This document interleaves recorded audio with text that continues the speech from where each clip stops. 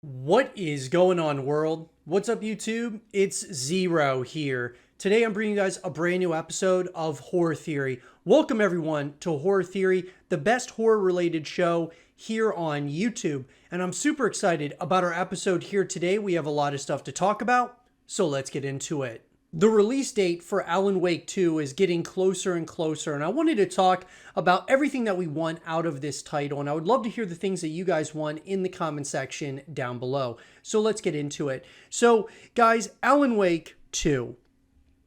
This is a title that is one of my most anticipated games for the rest of 2023. I think that for a lot of people, this is one of the most anticipated games because it's been a long time since we got the original Alan Wake title, and Remedy has been hard at work working on this title, and obviously been waiting for a sequel to the original Alan Wake. Remedy, of course, created Control, which was a really cool experience, but so many people wanted to go back to this world and back to Alan Wake, and I don't blame them because it's an incredible story, and it looks like they are going to be diving even deeper into this story with Alan Wake 2 in a pretty major way, that being, so much more horror elements, it feels like, than even maybe in the first game. We'll have to wait and see on that, but that leads me to the first thing that I really want to see out of Alan Wake 2, which is really doubling down on the horror elements. I believe that having horror over action for this franchise is very, very important.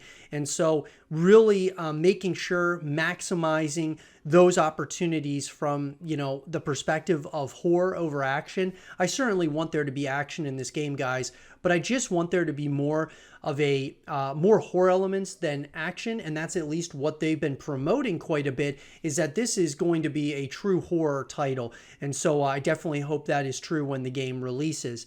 I also really want to see, guys, something that I talk about all the time with AAA titles is a full package. Alan Wake 2, it's being kind of really promoted as a single player experience, but what I would love to see is a number of other modes that come out in the future, whether it being, multiplayer modes, a number of different co-op modes. I think having a full package is very important, especially for a title like Alan Wake 2, where a lot of people are going to be, a lot of new people coming to this franchise to check it out. A lot of people who played the original game, coming back to the experience. But, I think the big important thing here for Remedy is to create an experience where people come to the experience to play the story, but then they can come back, play with their friends, or play up against other people across the globe. I think that is going to be a really interesting part of this if they end up deciding to do that at some point or another in, Alan Wake 2's, in terms of their trajectory or their, their game plan moving forward after the game initially releases. So I would love to see a full package out of Alan Wake 2. And obviously, guys, not every game has to have a full package, but I just believe that if you only have a single player experience, after you're done with that single player experience, you're going to move on to other games. Maybe even if you play it a couple of times, you're going to at some point most likely move on to other games unless you just absolutely love the title. And, we see this with like even games like The Last of Us, as well as, even God of War Ragnarok. Now, The Last of Us has a multiplayer component to it. We've been waiting for The Last of Us 2 factions to come out, but God of War Ragnarok, after you beat that experience, after you beat it a couple of times, you move on to another game. If there were more multiplayer experiences there, though, you would go back to that experience over and over again. And so I really want to see that here with Alan Wake 2. Number 3, guys, one of the things I would love to see here is they build off of what they had with Alan Wake 1. They really build off of it, but also, as I had mentioned, with doubling down on those horror elements, one of the things I'd love to see is, even though I want this to be a true horror experience, I want there to be a variety of enemies, a variety of weapons that we get to use, maybe some customizable options as well as you progress through the story. I just want it to not feel that we're in the same location consistently. I'd like it to be one of those multiple different locations. I think that would be a really cool experience, having multiple places, multiple weapons to use, and then of course going up against multiple different types of enemies. You know, it seems like he's going up against a cult in a number of ways, and so just having a variety of enemies I think would be really awesome too, and a variety of different settings in different areas that you're in. It can certainly be, you know, night or dark out, you know, the primary areas that you are for the, you know, vast majority of the game. But I still think having a variety of different places to go is very, very important. And so it looks like this is going to be a pretty well versed game in terms of diversity, in terms of, you know, setting and things of that nature. Weapons, it's hard to tell, but we'll have to kind of wait and see until the game, you know, of course, releases to the world. The last thing that I really want to see Remedy do here with Alan Wake 2 is really set up the future for Alan Wake as a franchise. You know, obviously, I don't want Alan Wake 2 to be the final game in this franchise. I want them to make this game with the mindset of making it a very long-withstanding franchise. And so I'm hoping that this game kind of stands alone, but also sets up what is to come after. You know, at the very least, I want them to make a trilogy out of Alan Wake. You know, obviously that would mean a third game. And so I really am hoping that there is a plan in motion to make this the best possible experience, but also have, you know, the mindset to set up Alan Wake for the future. Of course, we want them to support this game at least for the next, you know, 3-4 years, but I would love to see them move into how can we set this up for Alan Wake 3 and then games to come after that in the Alan Wake franchise. So those are the things that I really want to see right here, right now. We're going to be able to have a lot more things that we want out of Alan Wake as a franchise after the game comes out and we're able to play it, beat the game, and really have some more conversation about the future trajectory of this franchise. But let me know, guys, like I had mentioned earlier, let me know in the comment section down below, what are the things that you want to see out of Alan Wake 2? Let me know. Let's have a conversation about it. And for more Alan Wake 2 content and videos, stay here with zrotv. So GTFO, guys, this is a title that released, and what an awesome experience. From, you know, what these guys, you know, have developed and created is something really special in my personal opinion, especially for the co-op space, for wanting to play with your friends. And, you know, they've really dubbed this as their motto being, you know, work together or die together. And so, you know, playing it by yourself basically would be impossible, but playing together, you can conquer this title, because it is a very difficult game for sure, at least in my personal opinion. But GTFO, the question is, though, you can, of course, get it and download it on PC, but the question has come up, and I've been asking this question now for a while, and I want to talk about it and keep it open-ended so that you guys can have, you know, your feedback and thoughts about this in the comment section down below. Will GTFO ever release on consoles? And at least at this point in time, guys, GTFO, there is absolutely no plans at this point to bring it to consoles as of yet. And I think that this is a massive disservice to GTFO. And the reason being is because, obviously, PC is a massive market, and you are going to be able to get a lot of people through Steam to purchase the game. However, you're missing out on a massive market outside of the PC market in the form of PlayStation users as well as Xbox users. And so I think it's really important that having the game diversified between PC as well as on consoles is definitely something that's going to continue to build upon what they're building at GTFO, and it's going to increase the player base, obviously, and I think that this could really help greenlight future installments in GTFO, or at the very least continued support, which I believe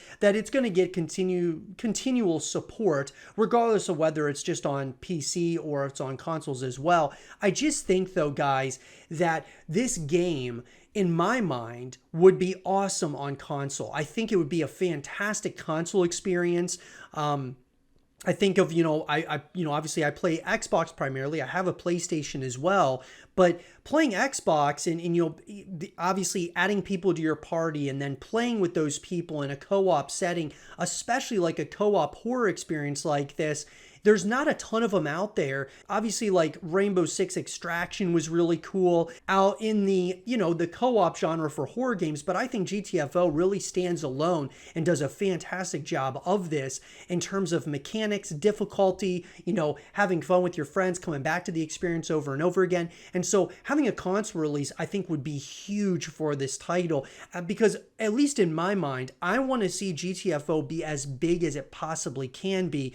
And I believe that for it to become, just a massive juggernaut, I think that having it on Xbox as well as PlayStation could be huge for this game in the future. I'm thinking, GTFO being on like Xbox Game Pass or something of that nature could be really awesome as well for those Xbox Game Pass users. And so maybe they're having discussions behind the scenes to do this, but at least at this current juncture in time, there's no set release date or even an expectation or a plan to come onto consoles. And so I think at the end of the day, it really comes down to us as a community. We've got to come together and, go to the developers, go to the publishers stating, hey, we really want to see GTFO come out on consoles. And whether you're saying this on Reddit or social media, I think that those things, if there's enough people saying that, obviously the developers will start to listen to the feedback from the community,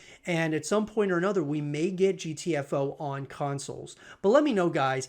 I would love to have a conversation about this. Do you think GTFO will ever come out on consoles? Let me know. Let's have a conversation about it. And for more GTFO content and videos, stay here with zrotv. So the Callisto Protocol, in my personal opinion, is an incredible experience. I absolutely love this game, guys.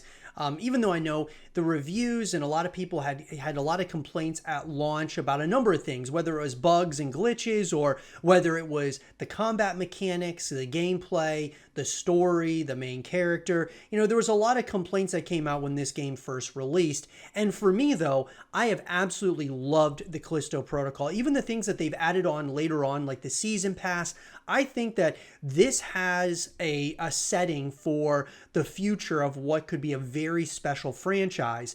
And so I want to talk about the Callisto Protocol and, kind of where it is currently in terms of, as we're seeing, things develop over time within the horror gaming landscape. I want to talk about, how far is the Callisto Protocol from becoming a juggernaut of a franchise similar to that of Dead Space. Let's talk about it. So the Callisto Protocol, guys, obviously there were plans, and I believe those plans are still going to happen with the developer over at Striking Distance Studios.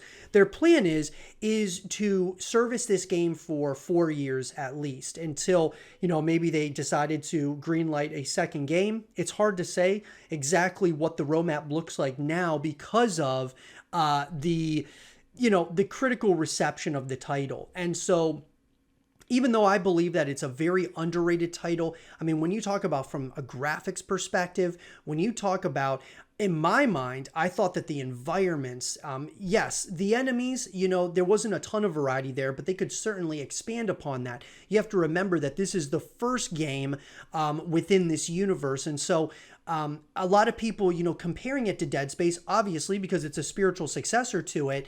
But when you're comparing, these two franchises, Dead Space 1 versus the Callisto Protocol, there's a lot of similarities there in terms of, the amount of enemies that you were fighting. Now, sure, maybe Dead Space had more weapons you could use. Maybe people liked Isaac Clarke more because he didn't really talk.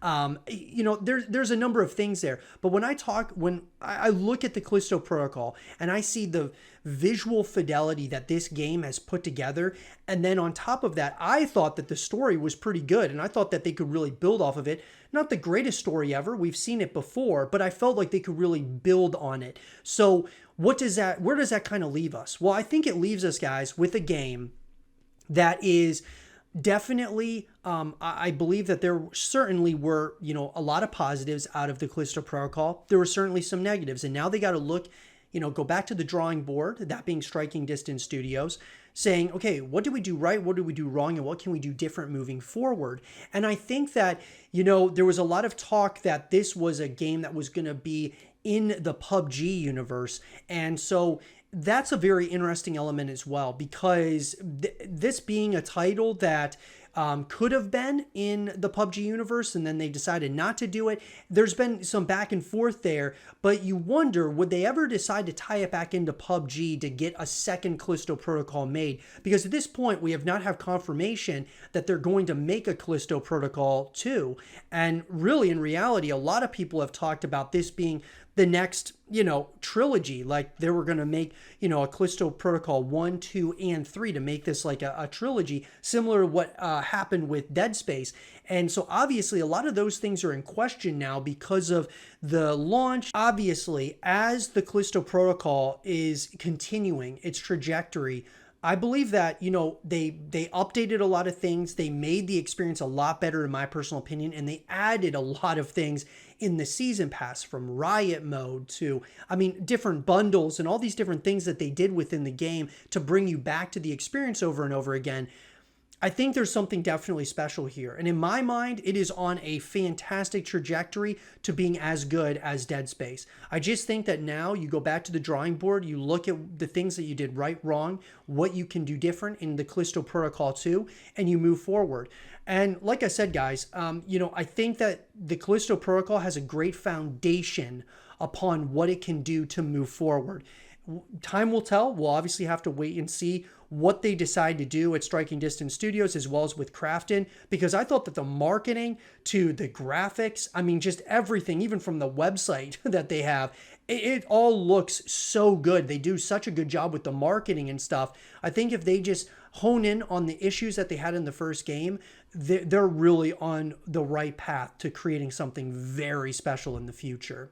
But let me know, guys, what do you think? How far, behind do you think the Callisto Protocol is to catching Dead Space? Obviously, we need to have a couple of more games in this franchise to really start being able to compare one to the other, but it'll be interesting. Let me know what you guys think in the comment section down below. And for more of the Callisto Protocol content and videos, stay here with zrotv.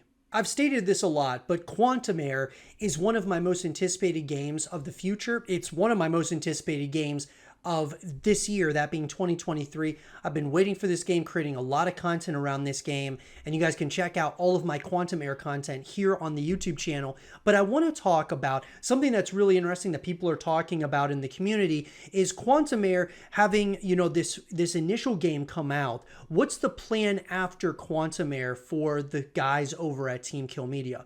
Let's talk about it. So guys, in a tweet that came out from the official quantumerror X page, this is the first of a trilogy, and we have 4 other games planned on top of that. Everyone will be seeing a lot from us for a long time. And this was coming from a question that came from one of the people in the community, that being Zach Johnson. Question: can we expect to see y'all in the future, or is this a one and off? And so obviously they announced it right there, guys. They have announced that quantumerror is one of a trilogy. The plan is to have quantumerror come out. They've worked hard on this game, and they're going to release this game to the world. And then to follow that, it's going to be a quantumerror 2 and then a quantumerror 3. And they even have a number of other games that they have planned. And so that is absolutely incredible. It's very, very exciting because obviously I've got a lot of hopes for quantumerror, and I'm hoping that this one just absolutely crushes it and they knock it out of the park for sure, because obviously quantumerror reminds me a lot of Doom, reminds me a lot of, Dead Space, the Callisto Protocol. It's got a lot of those similarities and vibes to it. And like I said, man, I'm just so excited for this because it's a team of brothers that are working on this title, and they've put together this game that looks like a AAA release. And so it's going to be really interesting, to say the least, what happens here when the game releases after we beat the game. That really leads me to thinking that there's like a lot of mystery that's happening here, a lot of, psychological elements where at the end of the game, you think maybe you know what's going on, but you don't. And it kind of leaves you on a cliffhanger for what's to come in the trilogy, or in the second, game in the franchise. And so I'm all for this though. I'm so excited that quantumerror is not planning on just having one game. The plan is to release this game, make it as best as possible, and then from there, create, a quantumerror 2 and then a quantumerror 3. And who knows, if this franchise does incredibly well, maybe, just maybe, we're going to get even more games in the future from Team Kill Media in the form of quantumerror. But let me know, guys, what do you think about quantumerror already having plans to be a trilogy and Team Kill Media working on a number of other games after that as well? Let me know what you guys think in the comment section down below. Let's have a conversation about it. And for more quantumerror content and videos, keep it here with zrotv. One of my favorite horror franchises of all time is Resident Evil. And this is a franchise, guys, that, of course, like any that are massive juggernauts like this, have peaks and valleys. I think some of the Resident Evil games were not as good as others. And for the most part, though, Resident Evil as a whole has been an incredible franchise. And I want to talk about Resident Evil 9 in particular here, a game that we all know is coming at some point or another. Don't know the name of it or anything of that nature, but we know it's coming, but I want to talk about everything that we want out of this title. And I'm going to give you guys my opinions here, and I would love to hear yours in the comment section down below. So let's get into it. So guys, Resident Evil 9, I'm going to give you 5 things that I want out of this title. So coming in at number 1.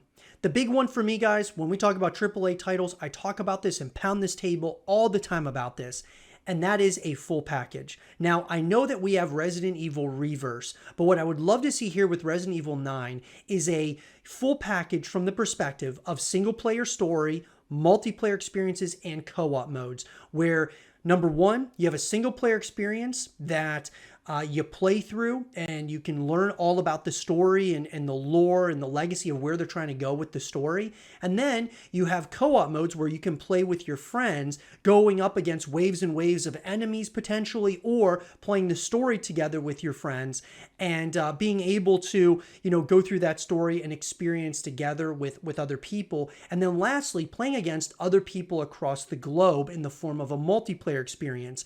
And I think if it's specific to Resident Evil 9, it could really, hit home in a major way. And that's something that I would absolutely love to see. Coming in at number 2 for me, the big question people in the community have been asking themselves is Resident Evil 9 going to be more like Resident Evil Village, more like Resident Evil 7, more like Resident Evil 5? Where are they going with this? And in my personal opinion, I want them to make Resident Evil 9 more like Resident Evil 7. Resident Evil 7 Biohazard was that true horror experience that I always knew was, ingrained in Resident Evil. Now, obviously, I loved Resident Evil Village. I thought that was awesome. Resident Evil 5, I really enjoyed that one as well. That was a great experience, having more action-based, play over horror. I was okay with it with Resident Evil 5, but with Resident Evil, 7, and Resident Evil Village, there's been more horror elements over action. And that's really what Resident Evil is all about, in my personal opinion, is more horror over action. You definitely have action in those games, but it's definitely you're prioritizing the horror elements over the action. And I think that going the route of being more like a Resident Evil 7 would be absolutely incredible. I have a feeling that it's going to be more like Village, just because of the popularity and things of that nature. Even though 7 was very popular too, I would like to see it more like 7. What would you guys like to see it more as? More as like Village, more like Biohazard, or more like, one of the action over horror titles like a Resident Evil 5? Coming in at number 3 for me, one of the things, guys, that I love about Resident Evil are the different puzzles, right? That's what it's iconic to the Resident Evil franchise, is having a lot of different puzzles and trying to solve, where you're supposed to be going, what you're supposed to be doing. And this, of course, they had a lot of this in pretty much all the titles, but it felt like they had a lot more in Resident Evil Village than they did in, other games in recent memory in the Resident Evil franchise. I'd like to see less puzzles in Resident Evil 9 than we saw in some of the other titles.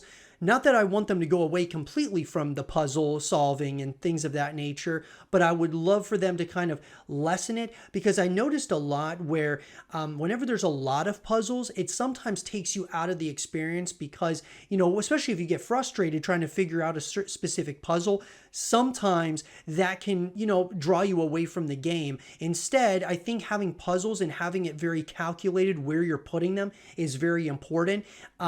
Because then, if you're not having them all the time, but you're having them, consistently enough, it's going to keep you engaged where you really want to see what happens next. So you solve the puzzle, you figure it out. And so I would just like to see, though, at the end of the day, less puzzles in Resident Evil 9. Coming in at number 4 for me, I would love to see a lot more customizable options where you're able to upgrade some of your gear, whether it's your weapons, things of that nature.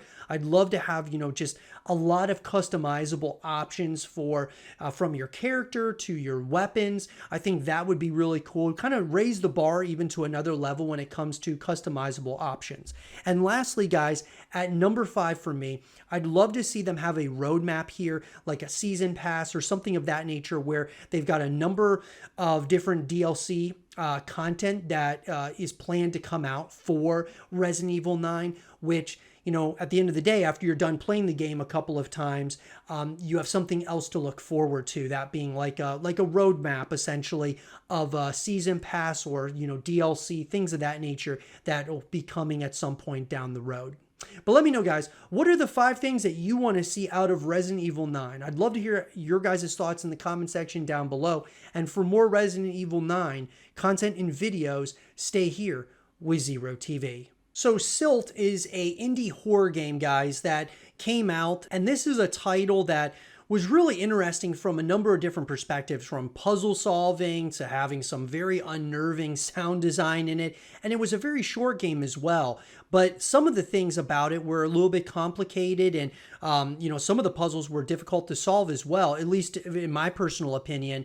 But Silt as a game, I felt that it created a foundation for a larger title or a sequel to the first game. So will we get a sequel to Silt? I want to talk about it, and I would love to hear your guys' thoughts about it in the comment section down below. So let's get into it. One of two things has to happen, guys, for a franchise to continue or for it to go into a limbo state or a state of no return. The first one is going to be the sales. If the sales are really poor, guys, most likely you're going to have a hard time getting a second game made. If the sales are awesome, you're already halfway there. You're closer and closer to getting a sequel made, especially if the community wants it. The second thing is your critical reception. How did the game do in terms of from a reception perspective? And what we do know about Silt is that it received mixed or average reviews according to review aggregator Metacritic. This is coming to us from Silt's Wikipedia page. Game Informer gave the title a 7.75 out of 10 and wrote, "Impeccable graphics and thought-provoking narrative shine so brightly in this puzzle adventure title that the game's defects, like the lack of direction, stand out in grimy stark contrast, while directing criticism towards its imbalanced challenges and tedious objectives. The Guardian said that the visual, soundtrack, and atmosphere made the title one of the most memorable releases of the year, but disliked the puzzles for having an overly simplistic design. Nintendo World Report and Push Square similarly considered the fun gameplay mechanics, incredible visuals, atmosphere, unsettling sound design, and short duration of the game to be its strengths, and took minor issue with a few frustrating puzzle sequences and the stuttering." So obviously, guys, Metacritic, it got a 72 out of 100 on PC, got a 72 out of 100 on the Nintendo Switch, 70 out of 100 for the PS5, and a 71 out of 100 according to Metacritic. Game Informer gave it a 7.75 out of 10. Nintendo World Report gave it an 8.5 out of 10. So, I mean, overall, better reviews than not. Let's put it that way. I would say that it's definitely, above average for sure in terms of its scores. But we don't really have any information about the sales in terms of this game. But what I will say is that Silt, I think it started something where it feels that this is a part of a much bigger universe that they want to create over there at Spiral Circus. I think that there's, this has a lot of potential to be something really, really awesome in terms of a bigger franchise. When I think of games like, Limbo, like Inside, those were games that, kind of very similar to Silt. Just the difference, obviously Silt is underwater, whereas you're above grounds in Limbo and Inside, but very similar in terms of creating like environment, tension, definitely different puzzle solving and things of that nature. I think that Silt has a great opportunity to be something special in the future, and I would absolutely love to see a sequel come out. So do I think that a Silt 2 is going to be coming?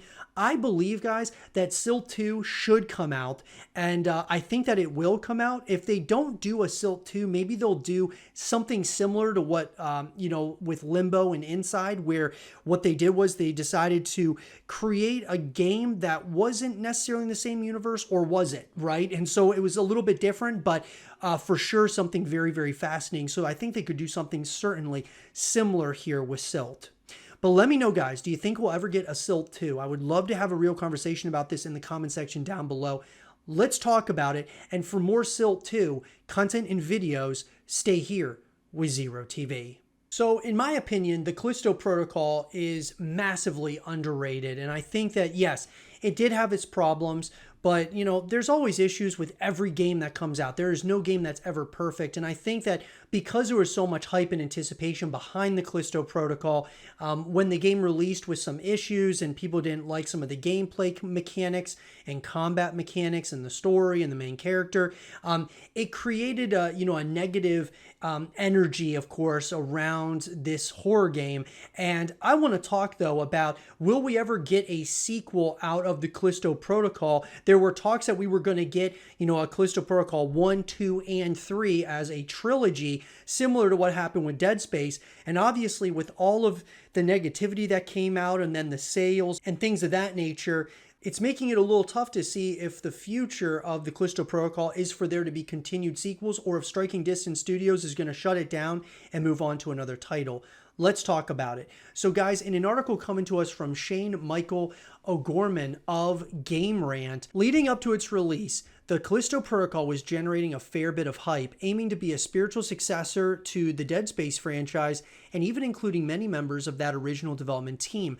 The game was shaping up to be something special. Unfortunately, despite the creative team at Striking Distance Studios' best efforts, the Callisto Protocol was hit with a mixed reception and didn't live up to its potential in the eyes of many. Still, while it was quickly overshadowed by the Dead Space remake roughly a month after its launch, the Callisto Protocol wasn't a complete disaster and did amass a decent number of fans that praised what it got right. These players who enjoyed the title's atmosphere, outstanding graphics, and interesting emphasis on melee combat are holding out hope that despite its shortcomings, the game would eventually spawn the sequel. Although there have been far worse horror games released over the years, fans should not get their hopes up for a follow-up to the Callisto Protocol. And guys, I am definitely one of those people that is very much so, I love this game. Like, I think this game is awesome. Even the season pass that came later, we had DLC, riot mode. They were starting to add a number of things, and they were saying that they're going to be supporting this game for at least 4 years.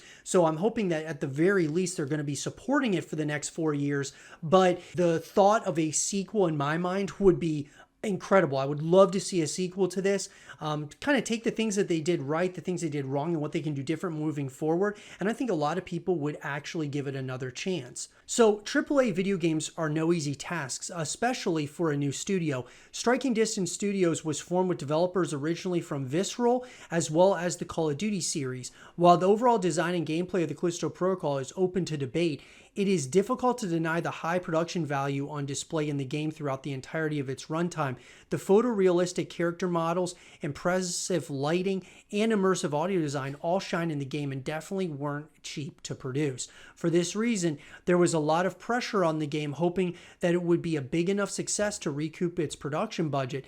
Estimates within the company were that the Callisto Protocol would need to hit at least 5 million units sold. As of the writing of this article, the Callisto Protocol hit 2 million total sales figures. While not a bad number generally speaking, especially for a studio's debut title. In the case of this game, it was not what the studio was expecting. No matter what the quality of any game is or the number of fans it has amassed, money talks. If the original failed to find a large enough audience and rake in a high enough profit, a sequel is a much tougher financial investment for higher-ups to consider. And I agree with that. I do agree that,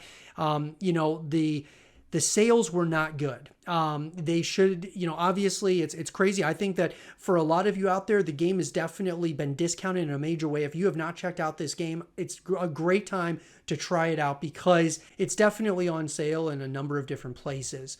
But as mentioned earlier, the Callisto Protocol also received mixed reviews upon its release. Many gaming publications felt that it had a number of issues holding it back from being on the same level its many contemporaries like Dead Space and Resident Evil. While it is commendable that the Callisto Protocol also went for something a bit different with its stronger focus on melee combat as opposed to extensive gunplay, this was also criticized as being a bit clunky and repetitive. While financial figures play a big role in any game getting a follow-up, the critical reception can be just as important. The Callisto Protocol's reviews didn't set the world on fire, which could also translate to the studio a lack of interest from players for more from this franchise.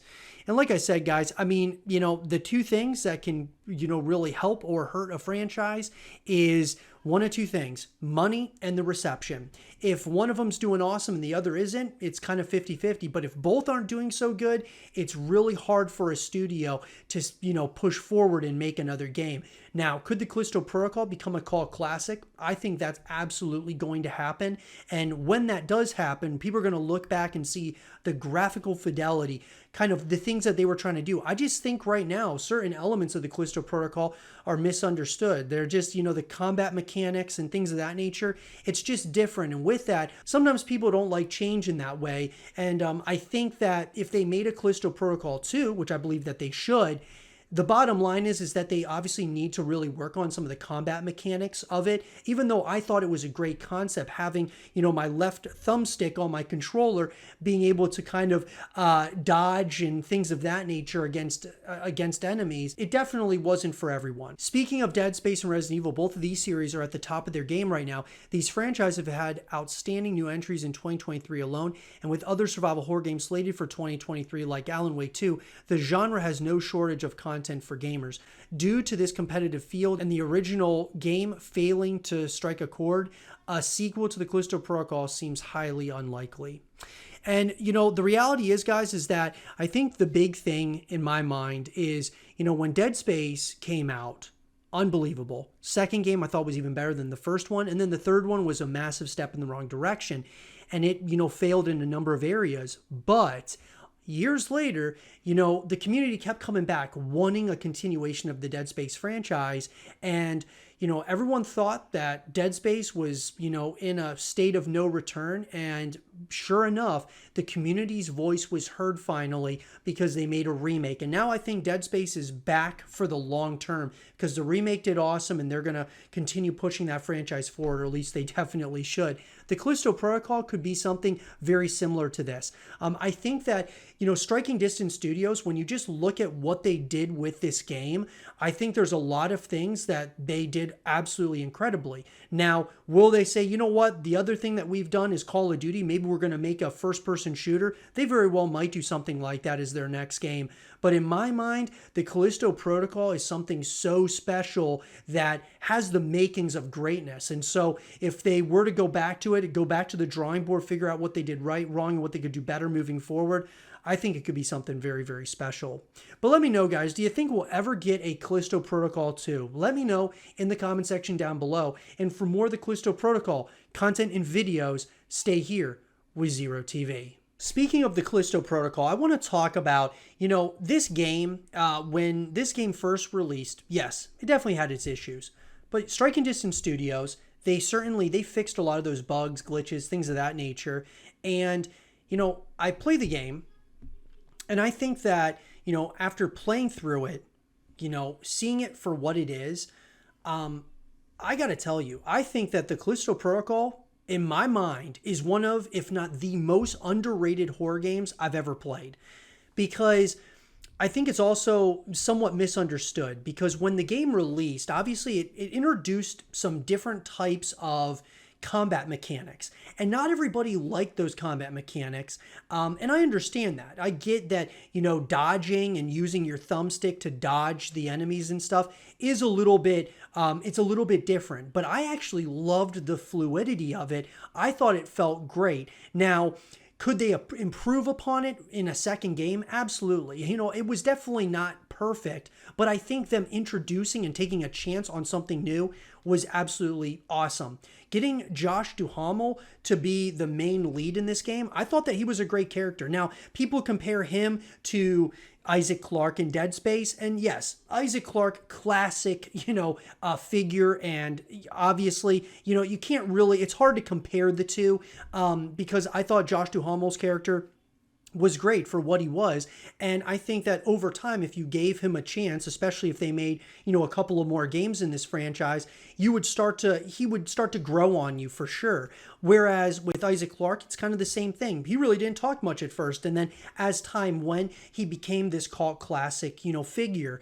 And so I don't think you can just take one game and say that, well, this character isn't as good as this character, because with Isaac Clarke, well, we've had 3 games on top of comics, on top of movies, on top of a remake to get introduced or reintroduced to Isaac Clarke. In the Callisto Protocol, we've had 1 game. So I think that from a multitude of perspectives, the Callisto Protocol is incredibly underrated.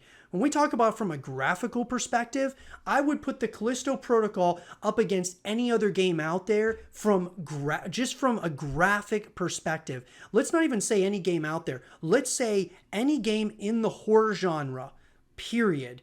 This game is going to stand up to the best of the best in the horror genre from a graphical fidelity perspective. And then on top of that, the way that the game felt, I will say that the Callisto Protocol in my mind was infinitely better than Dead Space 3. Was it better than the first 2? It's really hard to say, right? Because the first 2 Dead Space games are cult classics. The Callisto Protocol, I've got to play a couple of more times to really kind of go back in there. But, obviously Dead Space 3 went in a direction of action over horror. And, so they took a major misstep, away from what that franchise was all about. With the Callisto Protocol, it felt very dark, gritty. It definitely had some scares. It had a lot of jump scares and things of that nature. But in terms of it being like really, really unnerving, it wasn't quite as elevated as like a Dead Space 2.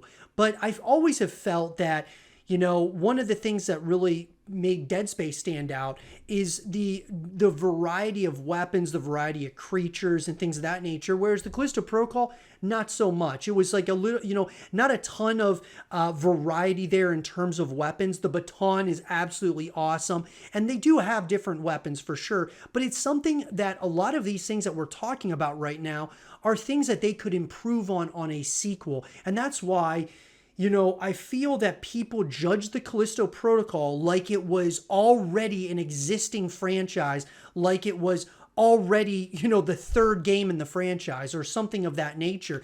It just felt like they were holding them to the highest standard. And I get it. Glenn Schofield, the guys over at Striking Distance Studios, they should be held to a high standard because not only did they work on Dead Space, but they worked on Call of Duty. I mean, 2 unbelievable franchises. One is like the biggest franchise in the world. The other, one of the biggest franchises in horror game history. And so, there's a lot of pressure there, right? But I feel that they delivered on a number of fronts. And then with the season pass, when they released that, they released Riot Mode, which brings you back to the experience over and over again. And who knows what else they could, continue to support over the next number of years.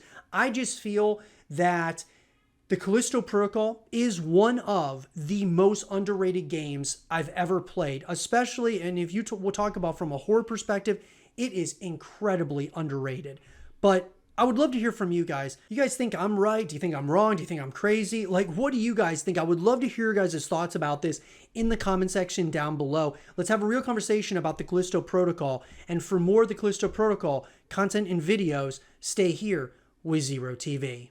The Evil Within is a special franchise, and there's been a lot of talk. Are we going to get a continuation in this franchise in the form of The Evil Within 3? Well, we may have gotten a hint, guys, that this game may be something that's going to come into existence at some point. I want to talk about it and hear your guys' thoughts about it in the comment section down below. So let's get into it. So guys, this is an article that is coming to us from Jordan Gerblick of Games Radar. So The Evil Within 3 hasn't been announced, but the first indicator of its existence seems to be a very subtle Easter egg hidden in Tango Gameworks' newest release, Hi-Fi Rush.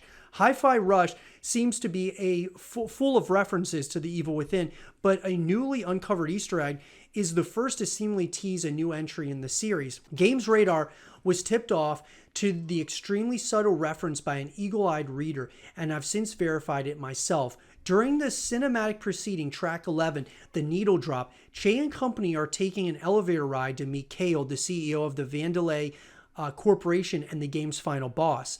Just as the elevator reaches its destination, you get a split-second look at a screen that shows you've arrived at floor 776. At the bottom of the screen in small print is a feed with the weather and news. Next to news reads, sequel to popular survival horror franchise announced. This is far from confirmation of The Evil Within 3, but it's arguably the best piece of evidence we've found so far that a sequel is in the works.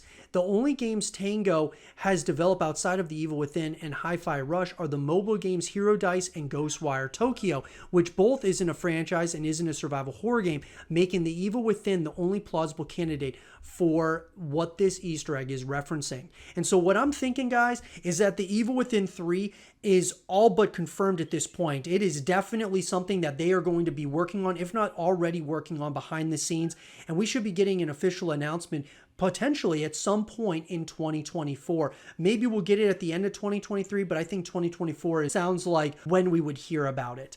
Almost a year ago to the day, GameSpot revealed that Ghostwire Tokyo actually began life as The Evil Within 3, but eventually became its own thing due to the dramatically different direction it went during development. That's another indicator that Tango, at least, once intended to make a sequel to 2017's The Evil Within 2, but it remains to be seen with certainty whether one will ever surface. So look, I think at the end of the day, guys, the bottom line is that The Evil Within 3 is on the minds of the folks over at Tango, and I think that, you know, if you guys want a sequel made to this game, and I definitely do, and to this franchise, we need to go to the developers. We got to go to the publishers explaining that we want another game made. And the more people that are seeing this Easter egg, the better, because that means that the developers are seeing those things. And, you know, over time, it's going to build a lot of hype and excitement around The Evil Within 3. But let me know, guys. Do you think that this Easter egg is indicating that The Evil Within 3 is definitely coming? What are your guys' thoughts about it? Let me know in the comment section down below. And for more of The Evil Within 3 content and videos, stay here with zrotv. And with that being said, everyone, I hope you guys did enjoy this episode of Horror Theory. And if you guys did, leave a thumbs up, subscribe if you're new, stay positive, just keep grinding. And as always, I'll talk to you guys all in the next one.